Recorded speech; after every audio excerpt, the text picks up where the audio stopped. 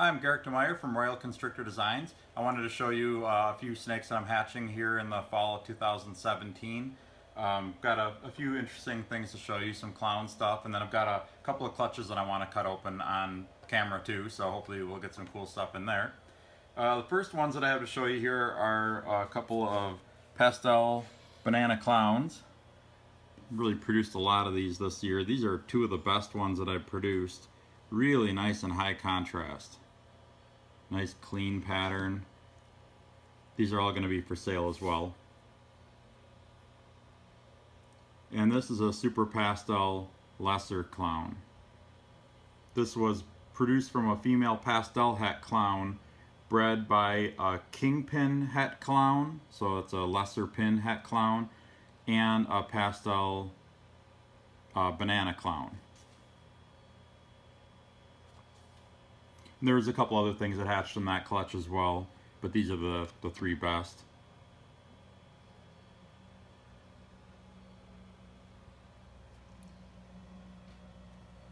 These guys are big too. These babies, I haven't weighed them yet, but I'd say they're probably 85 to 90 grams. I think the biggest babies that I've hatched this year have been from some clown stuff. They've been, I think the biggest was about 94 or 95 grams this year, which is pretty big considering the average hatch weight's probably around 65, maybe 70 grams for a ball python. And yeah, some of my clown stuff hatches really big. Really nice contrast on these. I have high hopes that these will hold some of that contrast as adults too. Okay. That's it for these clowns.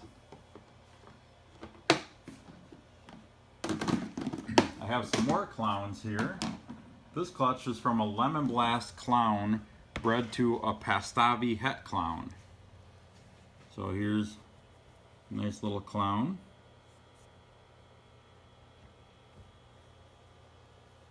We got a pinstripe het clown. You can see these are smaller than the other ones that I just had out. More typical hatchling size. These guys are less than 2 weeks old. Here's a Pastavi het clown. Here's a Lemon Blast het clown. So I'm in really good shape on both clowns and clown combos as well as het clown combos for sale this year. I got a lot of different codoms mixed with clown. Okay, here is a pinstripe clown. Really like what the pinstripe does with the clown. I actually think I like the pinstripe clown better than the Lemon Blast clown. They seem to have better contrast, and they just hold the pattern better as they get older. So I'm gonna put these hets back here. Okay, then the two real gems that I got out of that clutch. This is a pastel pinstripe Mojave clown, or a pastel jigsaw clown. And here's another one of those. So 3 codom genes and clown all in one snake. 2 snakes actually. The jigsaw clowns have a little bit busier pattern than a regular Lemon Blast clown would, and also the pattern is kind of pulled out a little bit more. You can see where this one, you got not typical pinstripe markings, but I mean it's real thin banding on there, and see how these guys are all blown out with all the blushing. That's the Mojave gene that's doing that. Really thrilled with this clutch. And I don't think I've sexed these yet, so let's just take a look. This is how I sex ball pythons. I'm not applying enough pressure to injure them, just enough to get any hemipines to evert, which this one does not have hemipines, so that means that's a girl.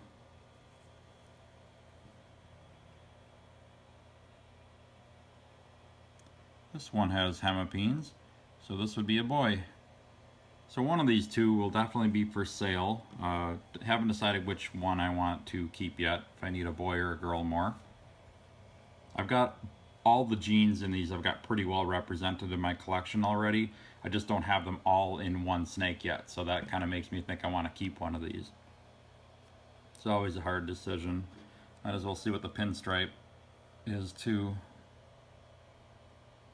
That's a boy too. See the little hemipene sticking out there? That's a boy. And I know I've got another pinstripe that hatched in another clutch too, so I may actually have a female available as well. Okay, so I'm going to put these guys back and we'll take a look at another clutch.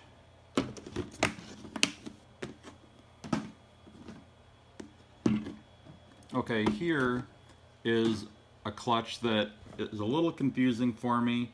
It's from an Orange Dream Bumblebee bred to what I believe is a Super Orange Dream Fire pinstripe, and it's also possible yellow belly. I can't stand clutches. I mean, this clutch is nice, but I can't stand it because there's a lot of unknowns in there, and I'll probably have to hang on to a lot of this stuff to see what it looks like as it gets bigger. This is a Spinner Blast for sure. It's either Orange Dream or Super Orange Dream Spinner Blast, and it may have fire in it. It may have yellow belly in it. I don't really know. There's not enough pattern on this to really know for sure. I'll have to get some opinions from some other people on this one to see if we can figure it out. But either way, it's a cool looking snake. I mean, it's super clean, really, really reduced pattern. Definitely not a typical Spinner Blast, that's for sure.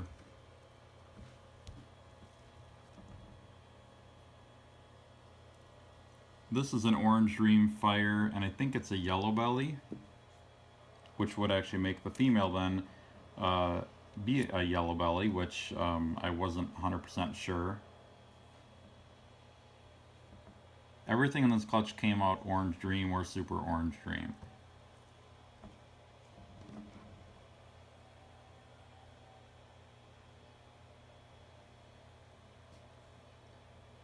Okay. Then the next one here is a Super Orange Dream Fire. Really super bright and clean, even compared to a regular Orange Dream Fire. I've hatched 2 of these this year. That's going to be phenomenal looking as an adult. I don't think there's yellow belly in it. Or maybe. I don't know. It's so hard to tell.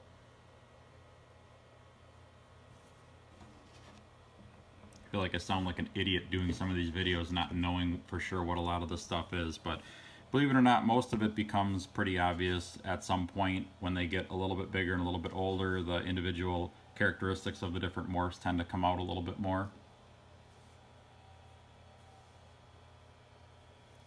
That, I believe, is a Super Orange Dream Fire pinstripe.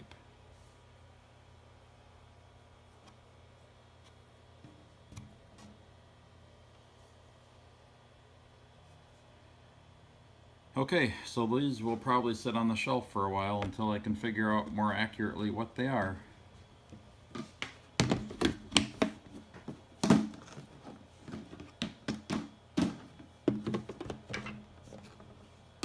And I'll just show this clutch just for fun too. This is from a Super Pastel Super Stripe bred to a Super Pastel that's either a Spectre or a yellow belly. And I would say it looks like these are probably Super Pastel Super Spectres, I think. This looks like a Super Pastel yellow belly to me.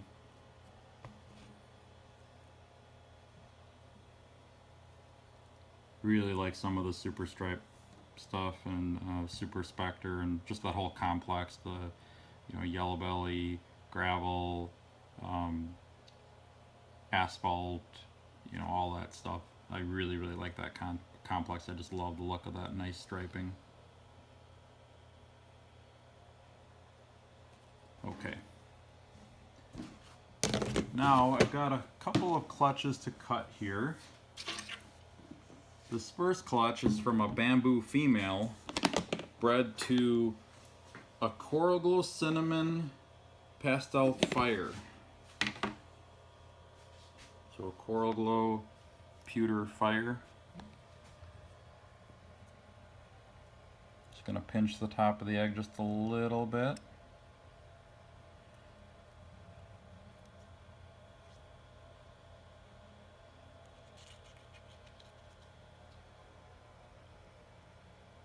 Well, there's kind of a whitish snake.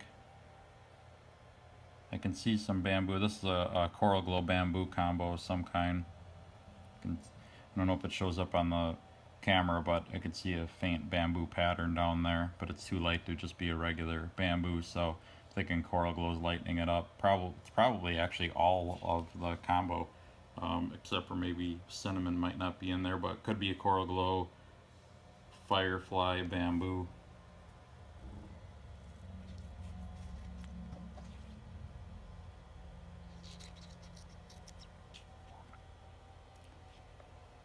Lots of veins. I can't tell what that one is either.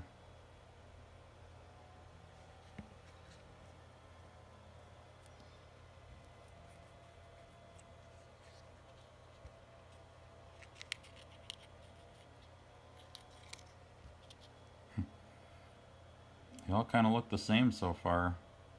I think I got a bunch of bamboo combos in here.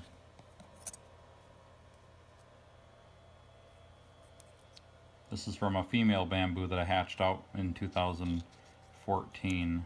There's something that's not bamboo. That looks like probably a fire cinnamon. Okay. One more clutch. In the last video that I did, I had a double het Ultramel Pied to double het Ultramel Pied clutch, where every egg had a 1 in 16 chance to be an Ultramel Pied. This clutch is, and in that last clutch I got a bunch of normal looking snakes and one pied. So that female proved out to be, well, I guess I know that she's 100% double het, so I shouldn't say she proved out. I know what she is, but she didn't produce any Ultramels or pieds. This is the same breeding with a different female, so it's double het Ultramel Pied to double het. So we're gonna see what happens. And I just wanted to explain as far as egg incubation. I've explained this in some other videos in the past, but I just want to go through it again. This is coarse grade vermiculite, this material in here, or substrate, and I put about like an inch of it in there. I make sure it's level. I soak it down completely. It's completely saturated, not so that water is like, you know, standing in there, but all of the vermiculite is full of water. And then I put this light diffuser, which I buy, you can get it from places like Home Depot and Lowe's and things like that. And I just cut it into squares or rectangles that'll fit inside my incubation containers. And then sometimes I use these little pieces to separate eggs. This egg was not stuck to the rest of the clutch, so to keep it from rolling around in there, I just position more light diffuser pieces in different spots to keep that egg from moving around too much. That's the only reason why this egg is separated from the others. I'll also do that if there's ever any questionable eggs, like I think the egg might be good, but it looks a little funny and not sure if it's gonna hatch or not. I don't like it to be on the other eggs to contaminate the other eggs. I'd rather keep any questionable eggs away from the others. So anyway, let's start going through these. Hopefully we'll have better luck with this clutch than we had with the last one.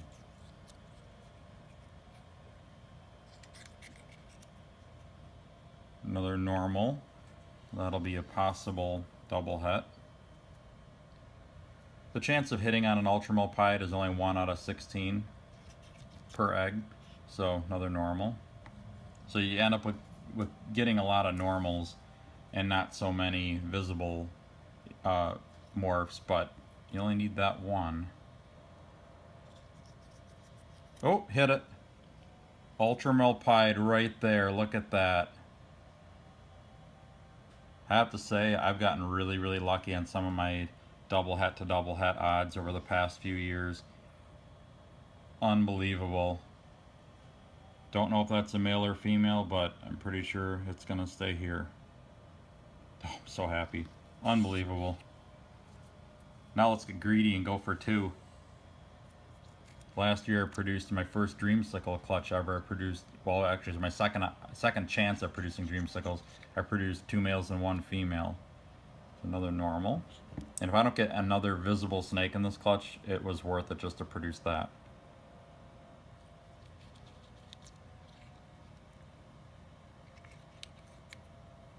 Pied. Pied 66% possible het Ultramel. Hopefully that'll be a girl.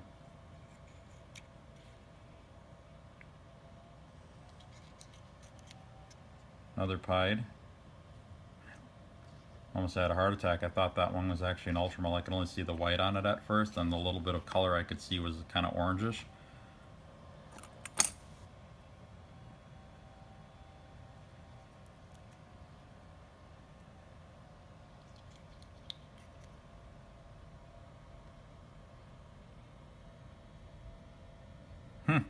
That actually looks like a hypo, which is interesting because my Ultramels, my original Ultramel male is het hypo, so I may possibly be dealing with triple hets here, because that's definitely an Ultramel pied.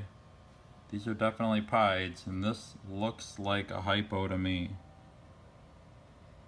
So I think that my double het Ultramel pieds are actually triple het Ultramel pied hypo, which is really cool because now I can make hypopieds and all kinds of other things out of that. So just opened up the whole palette of different things that I can produce.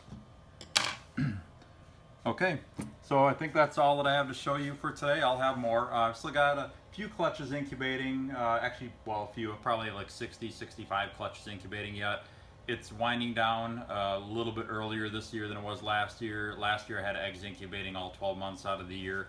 I don't think I'm going to have that. I'm really hoping not, actually. I could kind of use the break from dealing with all these babies. I've got probably, I don't know, 30 clutches that I have to put away here that are all in the process of shedding, and hatching, and got to get them all put away and get set up. And as you can see in here, I'm getting pretty full again. So I'm going to have to get kind of imaginative on having enough space for babies. Luckily, the NARBC in Tinley Park, Illinois is coming up in early October. Should be able to move a lot of snakes there and have more room for more of these babies. So hopefully that'll happen. Otherwise, who knows, I might end up having to get more hatchling racks. I don't know. So anyway, if you want to see what I have available for sale, check my website, royalconstrictordesigns.com. I also have a complete price list on there. I can't post every single snake that I have on there with individual pictures, but I have a complete price list on there which shows a lot of, it shows everything that I have. I try to keep that as accurate and as up to date as I can. I also have a lot of adults and breeders for sale too. Just some mostly lower end single gene stuff, and het albinos and het pieds and things like that I just don't need anymore. So you may want to check that out if you want to add some breeders to your collection. And also make sure to find royalconstrictordesigns.com on Facebook. Make sure to like that. I show new stuff all the time on there. I put new things on there probably 4 or 5 times a week. So yeah, basically that's about it. I will be back again soon with some more egg cutting and some more showing some babies.